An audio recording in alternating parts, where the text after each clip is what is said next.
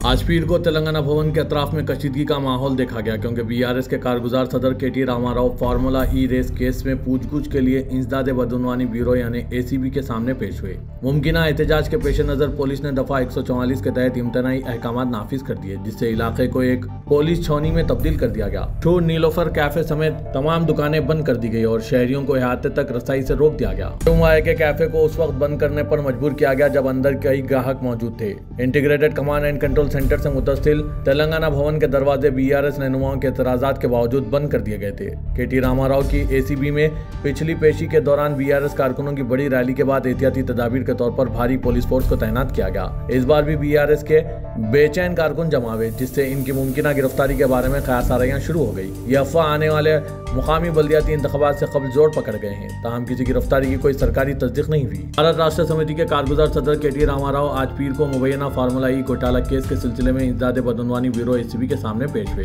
केटी रामाराव का यह दूसरा समन मौसूलवा से है। मुकामी इतलात के मुताबिक आज केटीआर को गिरफ्तार किए जाने का भी इम्कान है, इसीलिए टीआरएस भवन के आसपास बीआरएस कारकुनों का हुजूम देखा जा रहा है। पेश है इस खुसूस में यहाँ के कुछ झलकियां। Bureau report सियासत.com।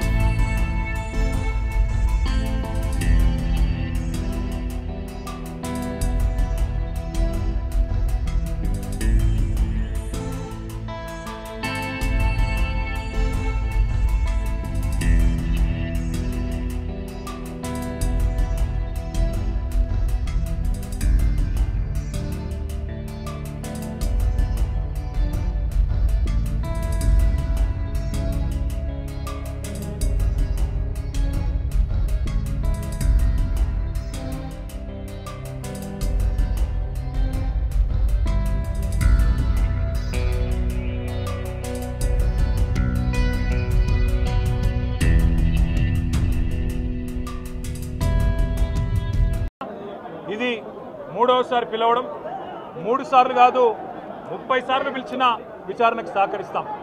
మా మీద కేసులు బనాయించి మమ్మల్ని ఇబ్బంది పెట్టి కమిషన్లు వేసి మమ్మల్ని ఏదో ఇబ్బంది పెట్టినంత మాత్రాన, వేధించినంత మాత్రాన ప్రజల తరపున ప్రశ్నించడం బంద్ చేస్తామనుకుంటే అది కాంగ్రెస్ ప్రభుత్వం యొక్క అవివేకం, అజ్ఞానం అవుతుంది తప్ప ఇంకోటి కానే కాదు.